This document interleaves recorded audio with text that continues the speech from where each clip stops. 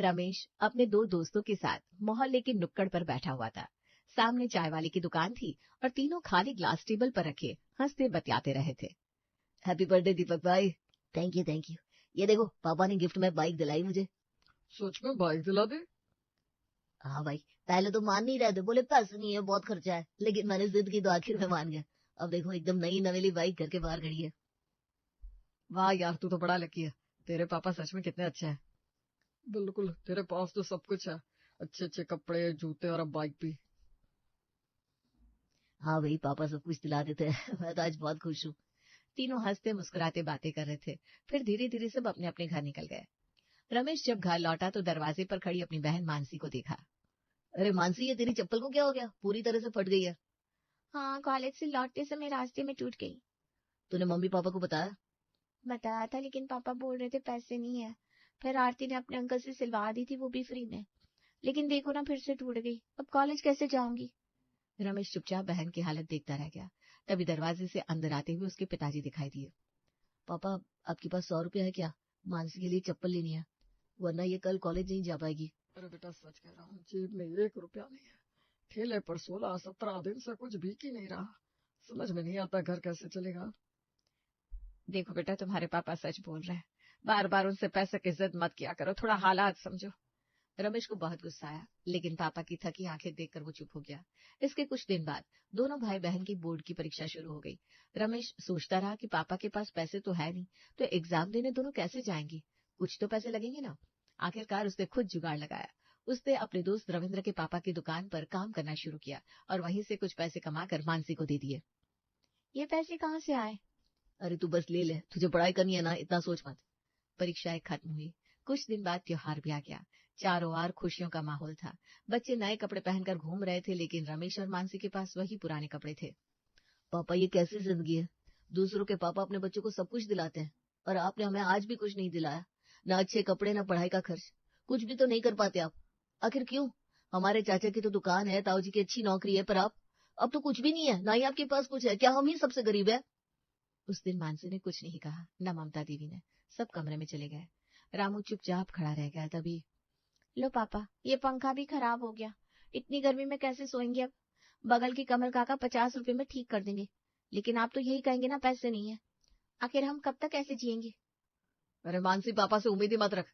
तेरे एग्जाम में जो पैसे तुझे दिए थे ना, वो पापा ने नहीं दिए थे, मैंने रविंद्र के पापा की दुकान पर काम करके लाए थे। क्या? अजी, आपने जवानी में तो कुछ नहीं किया, अब भी कुछ नहीं कर पा रहे। आपकी वजह से बच्चों का बचपन बर्बाद हो रहा है। हाँ माँ, सच कह रही हूँ। बचपन में कितने सपने देखे थे मैंने और मानसी ने, लेकिन आज सब खत्म हो गया। पापा ने हमें कुछ भी नहीं दिया, न घर, न जमीन, न जायदाद। पता नहीं माँ, आपने इनसे शादी क्यों की? ये सुनकर रामू बुरी तरह रो पड़ा, लेकिन किसी को उस पर दया नहीं आई। पहले जब उसकी माँ जिंदा थी तब बच्चे इतना नहीं बोलते थे, लेकिन अब तो रोज की कड़वी बातें उसकी किस्मत बन चुकी थी। खैर, 2.5-3 साल बीत गए। अब रमेश 24 साल का हो चुका था और वो एक कंपनी में छोटी मोटी नौकरी भी कर रहा है।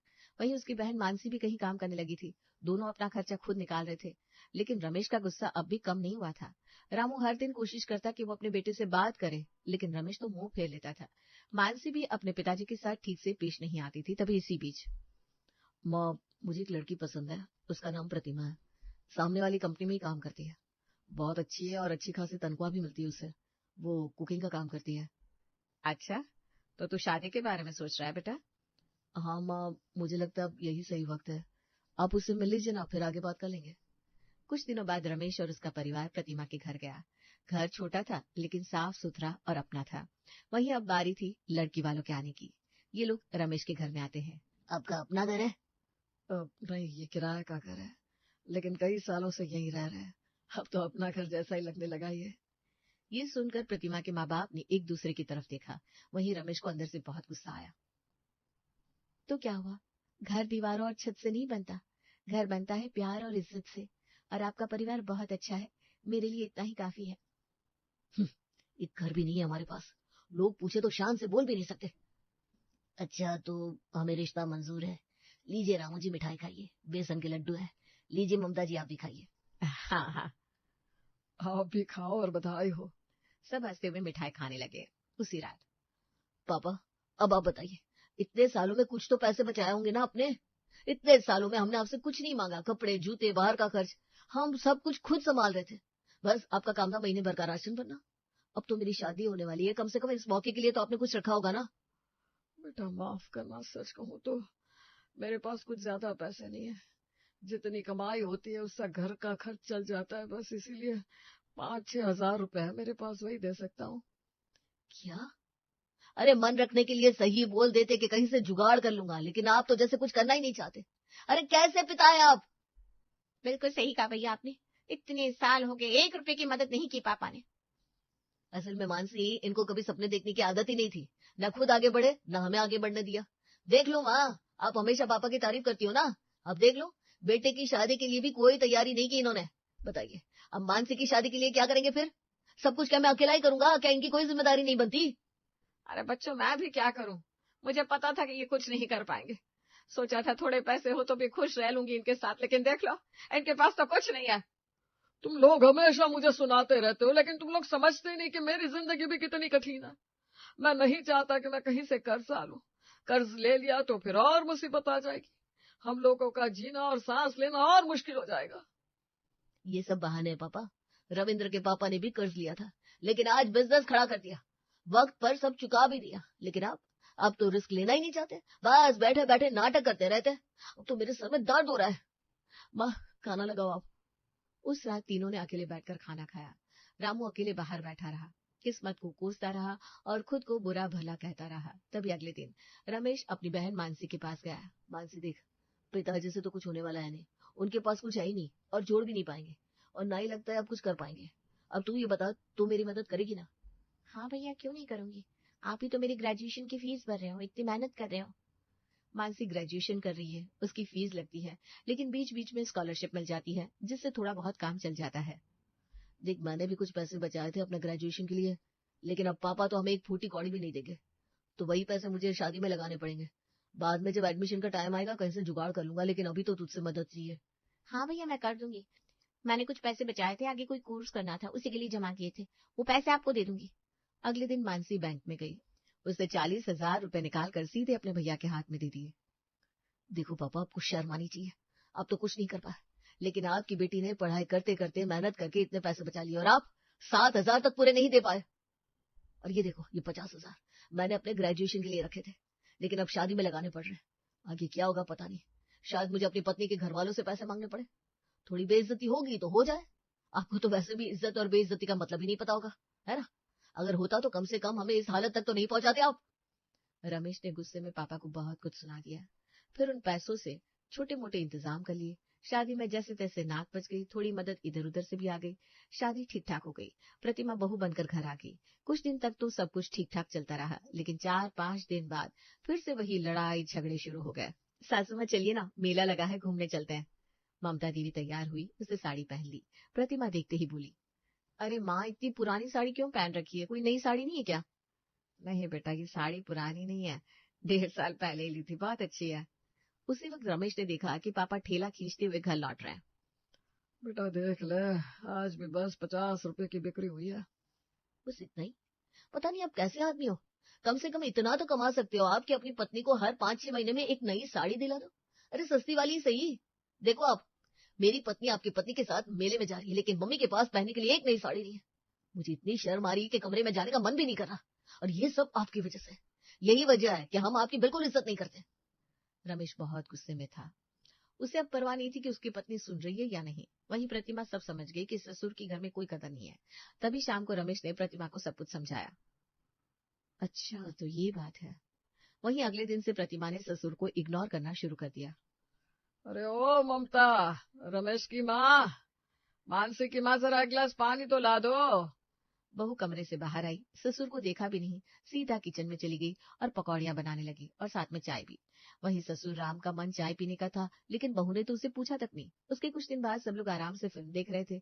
रमेश ने टीवी पर फिल्म लगा दी थी। उसी कमरे में 2 कुर्सियां भी थी, एक पर मानसी बैठी, दूसरी पर प्रतिमा। बाकी दोनों बिस्तर पर लेटे थे, फिल्म देख रहे थे।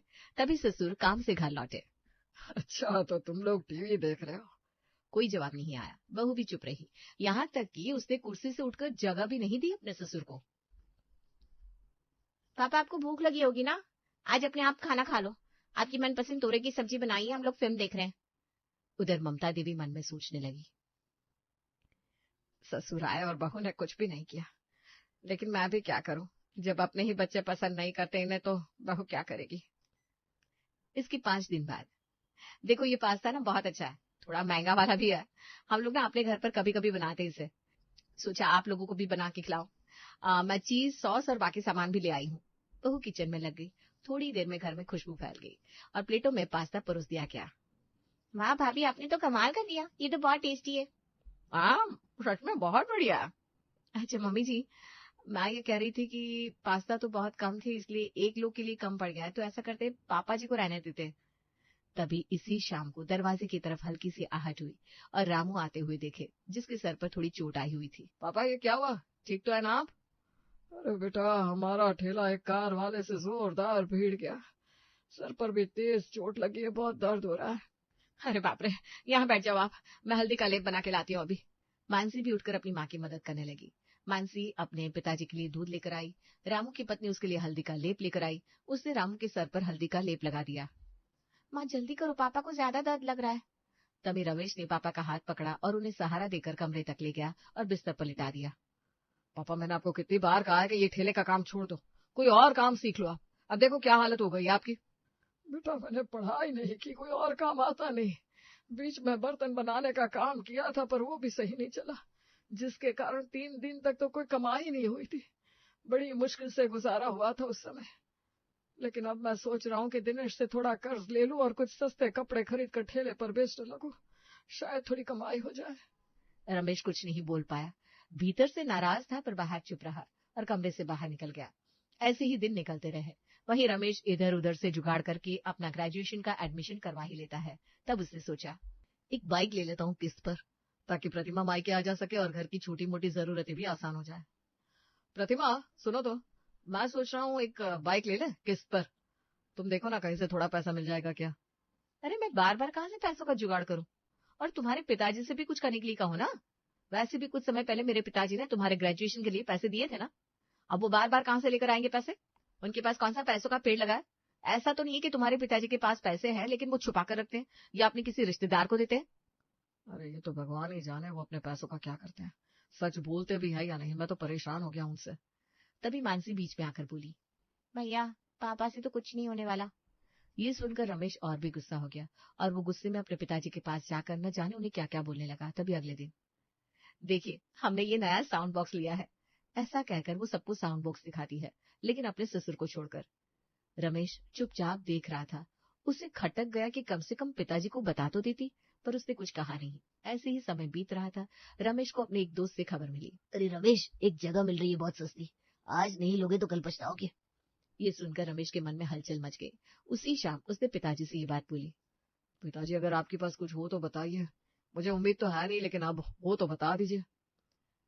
बेटा मेरे पास सिर्फ 8-9 हजार जमा है, चाहो तो ले लो। आपके हाथ में जो सोने की अंगूठी रहती थी उसे क्यों नहीं बेच देते आप, कम से कम 15-20 हजार तो मिल जाते उससे। वो तो कब का बेच चुका बेटा, कुछ महीने पहले घर में राशन तक खत्म हो गया था। ऊपर से जहाँ से राशन लिया था वहाँ का कर्जा भी बाकी रह गया था, तो उससे वही सब चुका दिया। क्या पिताजी, अब राशन तक नहीं भर पा रहे? आपने हमारे लिए कभी कुछ सोचा ही नहीं था क्या? इतना सुनकर प्रतिमा भी आधम की। हम लोगों को तो आपके पिताजी से एक फूटी कौड़ी की उम्मीद नहीं रहती। देखो ना आप, सासू माँ के पास ना सही साड़ी है, ना ढंग का बालों का रबड़ और ना ही अच्छा नेल पॉलिश। और आपके ठेले का हाल तो देखो, आधे सामान जंग खा रहे और बाकी खिलौने टूटे पड़े। आपके पिताजी को तो ढंग से ठेला लगाना तक नहीं आता, ऐसे व्यापार कौन करता है भला। रमेश, मानसी और ममता देवी सब सुनते रहे, कोई कुछ नहीं बोला। लेकिन तभी प्रतिमा ने एक ऐसी बात कह दी जिससे रमेश का खून और खौला दिया। ससुर जी, आपके जीवन का कोई अर्थ है भी कि नहीं? आप तो बस इस धरती पर एक बोझ बनकर रह गए। तभी रमेश अचानक गुस्से से फट पड़ा। बस प्रतिमा, बहुत बोल ली तुम। ये मेरे पिताजी है, मानसी के पिताजी है और मेरी माँ के पति है। हम तीनों को हक है इन्हें कुछ भी बोलने का, लेकिन तुम कौन होती हो बीच में बोलने वाली। मैंने देखा तुम मेरे पिताजी के साथ कैसा व्यवहार करती हो, और आज तो तुमने हद ही कर दी। पापा को धरती का बोझ बोल रही हो। आगे से जरा सोच कर बोलना, वरना तुम्हें मैं तुम्हारे माँ के छोड़ आऊंगा और लेने भी नहीं आऊंगा। हाँ सच में भाभी, आपको इतना ज्यादा नहीं बोलना चाहिए। प्रतिमा, तुम इस घर की बहू हो, अपने ससुर का थोड़ा तो सम्मान करो। सभी ने प्रतिमा को खूब सुनाया। प्रतिमा ने तिरछी हंसी के साथ कहा, अच्छा तो यहाँ पर मुझे बुरा बना दिया आप लोगों ने। पर ये मत भूलिए, कि आप सभी तो ससुर जी को कितना बुरा भला कहते हो, ऐसी बातें करते हो जो सीने में चुभ जाती इनके। ठीक है, अगर अपमान करने का हक सिर्फ आप तीनों को ये है तो कीजिए, वैसे भी ये काम आप लोग अच्छे से करते हो। मैं चलती हूँ अपने कमरे में। प्रतिमा अपने कमरे में चली गई। वहीं रमेश ने पिताजी की तरफ देखा और बोला, पापा आप टेंशन मत लीजिए, जमीन लेने के पैसों का बंदोबस्त मैं खुद कर लूंगा। वहीं बेटी मानसी चुपचाप किचन में गई और पिताजी के लिए चाय बनाकर लाई। ममता देवी भी अपने पति के पास बैठ गई और धीरे धीरे उनसे बातें करने लगी। वहीं अब प्रतिमा अपने ससुर के लिए कुछ बुरा कहने लगती तो रमेश हमेशा भड़क उठता। और फिर एक दिन प्रतिभा ने मुस्कुराते हुए कहा, चलो अब तो ससुर जी का ये लोग थोड़ा सम्मान करने लगे हैं, मेरी योजना काम कर गई।